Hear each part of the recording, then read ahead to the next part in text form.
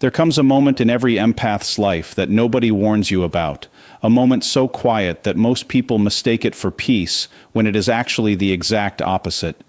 You have seen the signs before, you knew what they meant. The over-explaining that turned into silence, the chasing that turned into distance, the forgiving that slowly turned into forgetting why you even bothered. Everyone talks about how empaths give too much, feel too much, love too hard. But nobody talks about what happens after all of that giving reaches its absolute limit. Nobody talks about the final stage, the one that doesn't look like anger, doesn't look like heartbreak, and doesn't even look like sadness. It looks like calm. It looks like distance. It looks like someone who used to fight for you, suddenly not fighting at all. If you have ever wondered why the most patient person you know suddenly stopped trying, stopped reacting, stopped caring the way they used to, this is the psychology behind it, and by the end of this video you might realize this has already happened to you, or worse, you might realize you're the one causing it in someone else. And here's the part that most people never see coming. That calm you're about to hear about, the one that looks like peace, is actually the most dangerous stage an empath can reach, because once they arrive there, almost nothing can bring them back. Stay with me, because in the next few minutes I'm going to walk you through exactly how this stage builds, quietly, invisibly, until one day it's just done. Let's rewind to where this actually starts, because the final stage of an empath's patience never appears out of nowhere. It's built, brick by brick, disappointment by disappointment. In the beginning, an empath doesn't see red flags, they see potential. They see a person who is tired, not a person who is dishonest. They see someone who is scared of commitment, not someone who is simply unwilling to commit to them. This is what we can call the hope ledger, an invisible mental account where every excuse, every apology, every "I'll do better" gets deposited as proof that things will eventually change. The empath keeps adding entries into this ledger, convinced that love is patient, convinced that people deserve time, convinced that if they just hold on a little longer, the version of that person they fell for will finally show up permanently instead of only in fragments. What makes this so relatable is that almost everyone has done this at least once, whether it was with a partner, a friend, a parent, or even a business partner. You told yourself the good moments outweighed the bad ones. You told yourself people show love differently. You convinced yourself that leaving would be an overreaction because deep down, you still saw who they used to be or who they promised to become. This is not weakness. This is empathy weaponized against its own owner. Because the same emotional intelligence that lets an empath understand people deeply is the same trait that keeps them trapped in cycles far longer than anyone else would tolerate. But here's where it gets uncomfortable, because the hope ledger doesn't stay open forever. There is a second phase that most people don't recognize while they're living inside it, something we can call the justification loop. This is the stage where the empath starts doing something very specific. They start defending the other person's behavior to other people, sometimes even to themselves, more passionately than the other person defends it. He's just stressed. She didn't mean it like that. You don't know what they're going through. Sound familiar? This isn't just kindness. This is the empath's nervous system trying to protect itself from an unbearable truth that the person they trusted might genuinely not be capable of giving them what they need. Admitting that truth feels more painful than staying in the loop, so the mind keeps generating excuses to avoid it. Psychologically, this loop is fueled by something called cognitive dissonance, the discomfort we feel when our beliefs and our reality don't match. An empath believes people are generally good, generally capable of change, generally worth the extra effort. When reality keeps contradicting that belief through repeated disappointment, the brain doesn't want to accept that the belief might be wrong, so instead, it rewrites the story around the person's behavior instead of rewriting the belief itself. This is why empaths often stay far longer than logic would suggest, not because they're foolish, but because their entire worldview is built on the idea that patience eventually gets rewarded. Now here is where the real transformation begins, the part that leads directly into the final stage. At some point, the excuses stop working, not because the empath suddenly becomes wiser overnight, but because the body keeps score even when the mind refuses to. This is what we'll call emotional debt accumulation. Every time an empath swallows their frustration to keep the peace, every time they stay quiet instead of expressing hurt, every time they choose understanding over confrontation, they are taking out an emotional loan against their own future patience. And just like financial debt, emotional debt eventually reaches a point where the interest becomes unbearable. The scary part is that this debt is invisible from the outside. The empath still smiles, still shows up, still says, "I'm fine." But internally, a countdown has already begun. This is usually the stage where people around the empath say things like, "You're so strong," or "I don't know how you put up with this," without realizing that this so-called strength is actually a slow erosion happening beneath the surface. The empath isn't handling it well, they're just handling it quietly. And quiet handling is exactly what makes the final stage so shocking when it finally arrives, because there's no dramatic explosion beforehand, no warning shot, no final ultimatum, just a sudden, eerie stillness. So what does the final stage actually look like? This is the part almost nobody explains correctly, because most content about empaths stops at burnout or emotional exhaustion. But burnout is not the final stage. Burnout is temporary. Burnout can be recovered from with rest, with reassurance, with change. The true final stage is something colder than burnout, something we can call emotional detachment completion. This is the point where the empath doesn't just get tired of trying, they fundamentally stop believing that trying will make a difference. And once that belief dies, something inside them shifts permanently. In this stage, the empath stops reacting to things that used to hurt them deeply. Someone could say something cruel, something that would have broken them 6 months ago, and now they simply nod and move on. Not because they've healed, but because a part of them has already left the relationship emotionally, long before they leave it physically. This is why so many people are blindsided when an empath finally walks away, because from the outside it looks sudden, but internally, that departure has been building silently for months, sometimes years. Here's something that will make you pause and think about your own relationships. Have you ever noticed someone slowly stop asking, "How was your day?" Slowly stop initiating conversations. Slowly stop getting upset during arguments, not because they've become mature about conflict, but because arguing implies they still expect something to change? Silence, in this context, is not peace. Silence is the sound of someone giving up on being heard. And when an empath reaches this point, they don't announce it. They don't give a speech about how they feel neglected.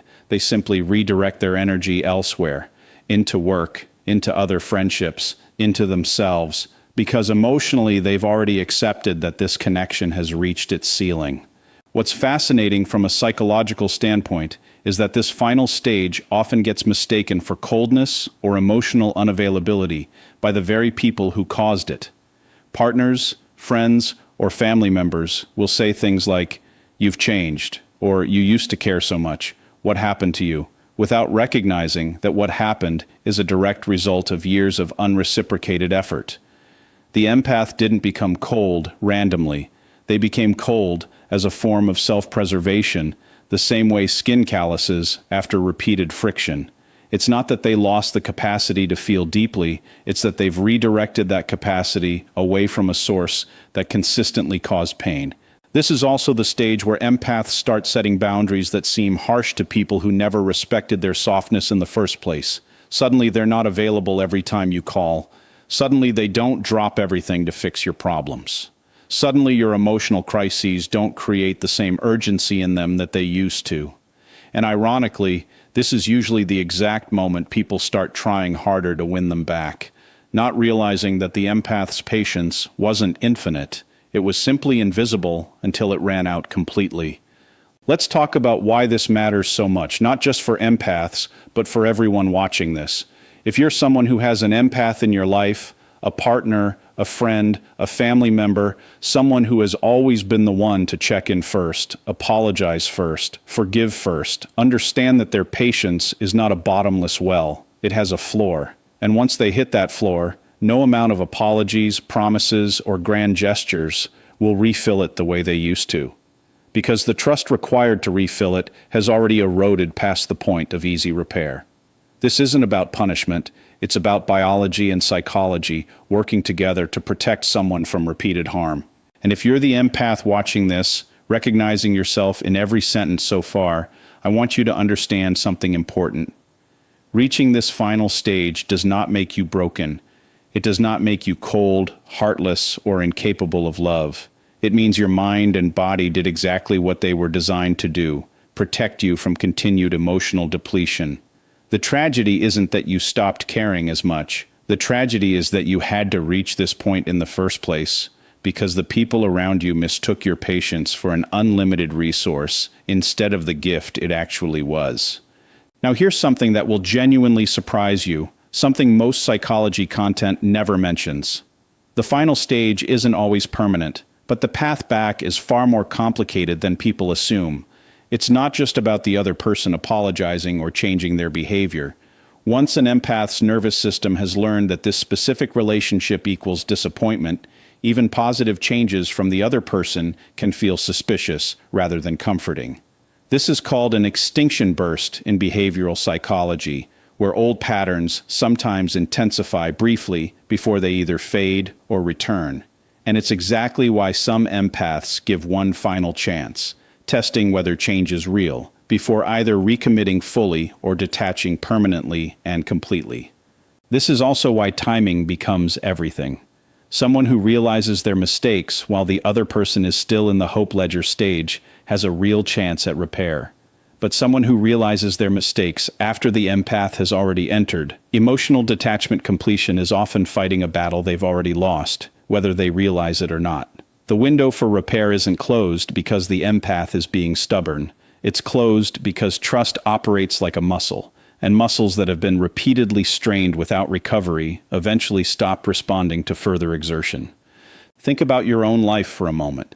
Think about a time when you gave someone chance after chance, when you stayed quiet about your own needs to avoid seeming difficult, when you convinced yourself that love meant enduring rather than communicating. Now think about the exact moment something shifted inside you, the moment you stopped expecting more, not out of anger, but out of quiet acceptance that expecting more was pointless. That moment, that exact internal shift, is the final stage we've been talking about this entire time. And chances are, you didn't even realize how significant that moment was until years later, looking back. This pattern doesn't just show up in romantic relationships either. It shows up in friendships where you were always the one initiating plans until one day you simply stopped, and suddenly the friendship faded without either person officially ending it.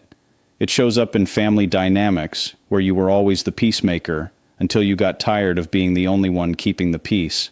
It shows up in workplaces where you were always the one picking up extra responsibilities until you quietly stopped volunteering, not because you became lazy, but because your effort was never acknowledged in the first place. The final stage isn't limited to romance. It's a universal psychological response to prolonged imbalance in any relationship where one person consistently gives more than they receive. Here's another layer most people miss completely. Empaths in this final stage often become incredibly good at appearing normal, even happy, while internally feeling completely disconnected from the relationship or situation causing them pain. This is sometimes described as high-functioning detachment, where someone continues fulfilling responsibilities, showing up to events, maintaining conversations, all while feeling emotionally absent the entire time. This is dangerous because it hides the severity of what's happening from everyone around them, including sometimes from themselves. They might not even consciously recognize they've entered this stage until something small, a comment, a memory, a familiar pattern repeating itself, suddenly makes the emotional distance impossible to ignore anymore. There's also a darker psychological layer worth mentioning here, something related to self-worth. Many empaths who reach this final stage begin quietly questioning whether they were ever truly valued in the first place, or whether they were simply convenient, someone who could be relied upon to absorb emotional labor without complaint. This realization, once it fully settles in, often creates a permanent shift in how that person approaches future relationships. They become more selective, more guarded, sometimes even accused of being too careful or hard to read by new people entering their life, without those new people ever understanding the years of depletion that created that caution in the first place. If you've made it this far into the video, I want you to genuinely reflect on something. Are you currently in your hope ledger stage with someone still counting on change that hasn't consistently shown up? Are you deep in the justification loop, defending someone's behavior more than they defend it themselves? Or have you already crossed into emotional detachment completion without fully realizing it, going through the motions of a relationship that emotionally ended long before it officially will?